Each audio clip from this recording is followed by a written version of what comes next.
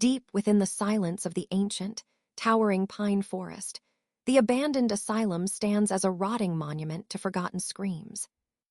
I walked through the rusted gates, my flashlight beam cutting through the thick, unnatural mist that seemed to breathe with me. Sarah, my partner, followed close behind, her hijab pulled tightly around her, her eyes scanning the dark shadows with pure, mounting terror.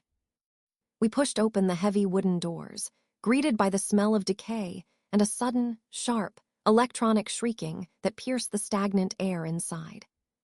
The alarm didn't sound like a machine. It pulsed with a rhythmic, guttural heartbeat that vibrated through the floorboards beneath our trembling feet. Sarah grabbed my arm, pointing toward the end of the long corridor where a figure stood, perfectly still, staring at the peeling wallpaper. As I approached, the figure turned.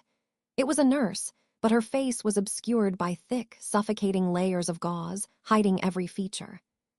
She held a rusted surgical tray, and instead of instruments, it contained jagged pieces of pine bark and dried, blackened human teeth. Suddenly, the alarm grew deafening. The walls of the hospital began to sweat a thick, dark resin that smelled exactly like the forest outside.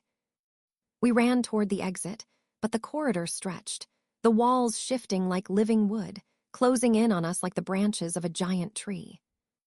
Every door we passed revealed a different room, some filled with hospital beds, others entirely encased in wild, thorny pine needles and roots. Sarah stumbled, her foot caught by a thick serpentine root that had burst through the floor, pulsing with a faint, sickly light. I pulled her up, and we sprinted into the radiology wing, hoping for a back exit, but found only endless shelves of empty, broken lead containers. The nurse appeared behind us again, walking with a rhythmic, dragging sound that echoed the heartbeat alarm, closing the distance between us. I grabbed a heavy fire extinguisher, turning to strike, but the air turned freezing, and my breath turned into visible clouds of frost.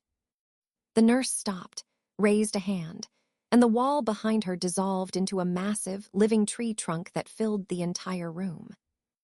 She pointed to the tree. Embedded in the bark were the faces of all the patients who had vanished in this forest over the decades. Then came the twist. I looked at Sarah, but her face was already beginning to blur, her features slowly being absorbed into the wood. The nurse pulled back her gauze, and beneath it was not a monster, but my own face, staring back at me with empty, wooden eyes. As I looked down, my hands were turning into branches, and I realized I was never a visitor. I was just the latest patient the forest decided to keep.